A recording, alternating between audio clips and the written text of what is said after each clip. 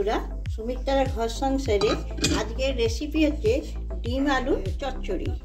দুটো ডিম নিয়ে নিয়েছি এখানে। আমি ডিমটাকে ফাটিয়ে নেব।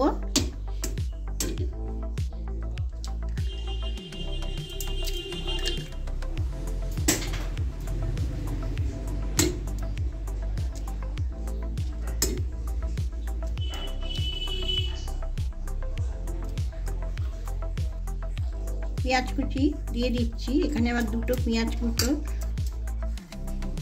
দিয়ে দিলাম। হাফ চামচি নুন দিয়ে দিলাম। নুনটা আন্দাজ মতন দেবেন। 2 চামচি বেসন দিয়ে দিচ্ছি।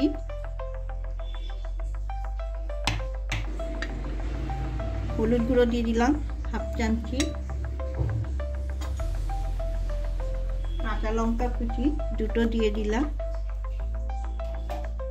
দিয়ে এটাকে ভালো করে মাখবো। মাখাটা হয়ে গেছে। বড়ার মতন শেপ দিয়ে দেবো।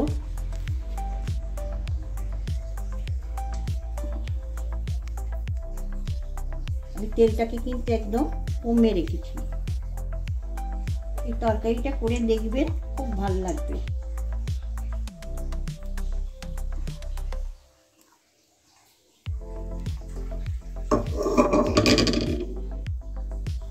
এবার আমি এক পিঠ করে উল্টে দিচ্ছি।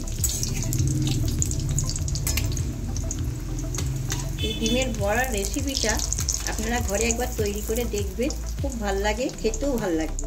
এইভাবে আমি বাকিগুলো করে নেব। এবার আমি তুলে নিচ্ছি।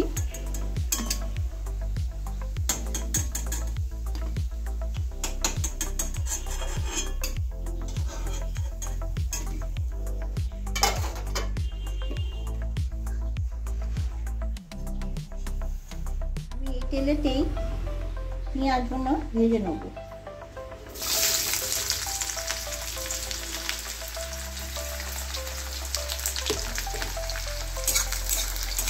আমি আলু ভাজার মতো সরু সরু করে পেঁয়াজগুলো কেটেছিল। এখানে আমার দুটো পেঁয়াজ আছে বড় সাইজে। পেঁয়াজটা লাল লাল হয়ে গেছে। এবার আমি হাফ লাল হয়েছে। এবার আমি আলু ভাজার মতন কেটে রেখেছি। এরকম আলু কেটে নেবে সরু সরু করে। এবার দিয়ে দিচ্ছি আলুগুলো পেঁয়াজগুলো একসাথে ভেজে নেব।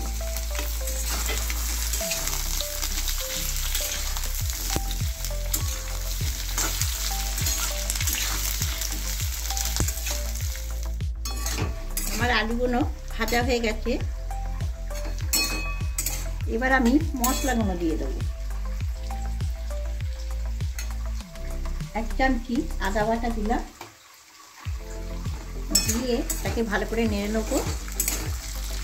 এটা সেদ্ধ ডিম করেও করা যায়, কিন্তু অনেকগুলো লাগবে। আর এইটা আমার দুটো ডিমেতে অনেকজন আমরা খেতে পারব। টমেটো কেটে রেখেছি। এবার দিয়ে দিলাম টমেটোটা। 1 চামচি নুন দিয়ে দিলাম। নুনটা হচ্ছে আপনাদের আন্দাজের মতো। আমি 1.5 চামচি নুন দিলাম। গুঁড়ো দিয়ে দিলাম 1 চামচি। লঙ্কা গুঁড়োটা দিয়ে দিলাম হাফ চামচি। ঝালটা যার হিসেবে মতন দেবেন। ধনে গুঁড়ো দিয়ে দিচ্ছি 1 চামচি। জিরে গুঁড়ো দিয়ে দিলাম 1 চামচি। দিয়ে ভালো করে নেড়ে নেব। ভালো করে কষবো।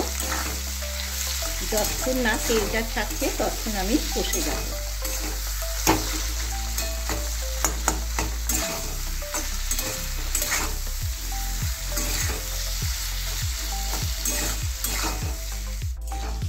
এই রান্নাটা খুব তাড়াতাড়ি হয়ে যাবে।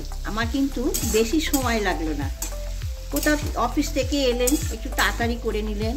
গরম ভাত একদিকে, তরকারি একদিকে, খুব তাড়াতাড়ি করে দেখবেন, খুব দারুণ জিনিসটা হবে। বাচ্চারাও খাবে।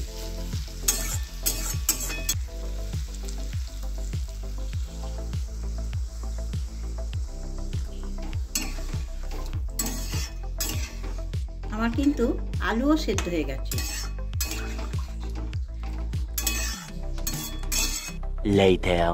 ডিমের বড়াগুলো দিয়ে দিচ্ছি একটা একটা করে।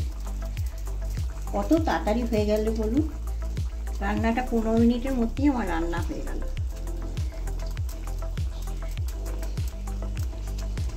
অবশ্য করে দেখবেন এই জিনিসটা, রান্নাটা খুব তাড়াতাড়ি হয়ে গেল।